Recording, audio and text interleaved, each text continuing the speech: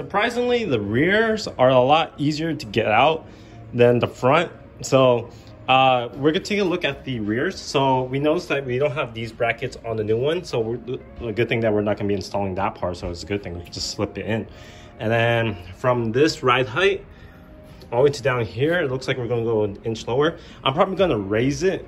I don't know how much, but I'm gonna raise it a little bit more because I underestimated how low the front was. So I'm gonna be raising it just a little bit and then probably raise the front after I install the rest of it. All right, so we're in the rear suspension. So what you're gonna do is remove this bolt right here underneath the hub that connects to the control arm. And then we're going to remove this stud that connects to the strut. Then go ahead and remove the end link as well. And some video states that you might have to loosen that bolt, but for me, I didn't really need to. And then you're gonna have to remove 2 more bolts behind this inner fender liner. It's located right here. So what I did is that I just cut around it in order to get access right there, because it's just only 2 bolts. So, and plus you need room to see. So what you can do is unbolt it from here, here, and here and get access, but I just cut it in general. So once you move from the bottom up, and then you can go ahead and just loosen those top bolts. So I reused the OEM ones because they're a lot thicker than the aftermarket ones. And then I'll show you guys the results right here. I haven't connected the end link yet because I had to install the other side, but yeah, I cut around it to show you guys how much of a gap that I need to see.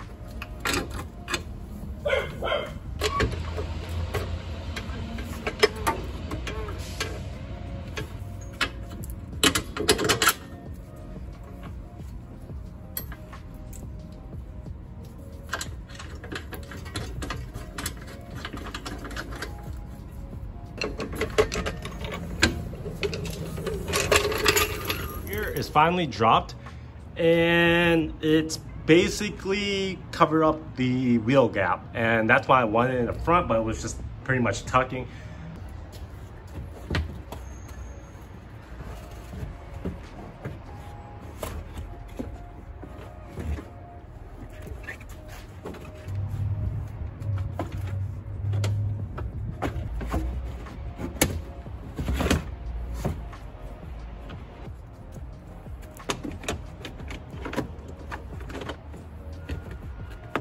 Alrighty, the rear has been adjusted. I lowered it about 1/2 inch, and after it settles, it's probably going to be tucking the tire just about a couple centimeters. So by far, this is the best fitment that I wanted for the rear. Once I get the new wheels on, let's see how that's going to look. But overall, since these are 255/40s, it's kind of probably tucked a little bit more, but we're gonna go ahead and then get the front raised because it's too low for my liking. So we're gonna probably raise it at least an inch. So when it settles, it's gonna be like half an inch. So alrighty, so the front is finally dialed in. I raised it up just a little bit. We're gonna go ahead and take this on a test drive to see how this runs. Let's see how solid it is.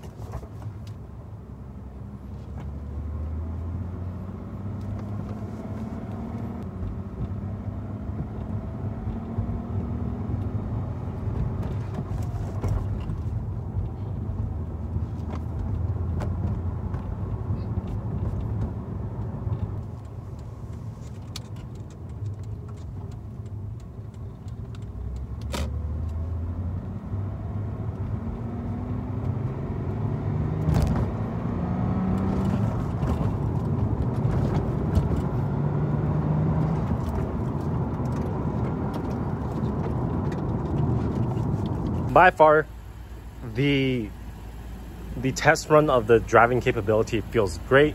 Cornering feels amazing. Stiffness, it's okay. It's better than the Godspeeds, but it's as close as the D2 coilovers. But it looks like the coilovers has settled in just a little bit, just a couple of centimeters. As you can see, yeah, just a couple of centimeters. But overall, I like how my ride height is. It's not scraping, and it's just perfect. Now just wait for the new wheels so I can adjust them. Probably gonna lower the rears just a little bit more for the new wheels. The front is kind of, I would say it's perfect since it's 225/40. I'm gonna be going 205/40s on the new ones. So who knows? Let's see how this is gonna go. Overall, I hope you guys enjoyed today's video and the first modification to the car.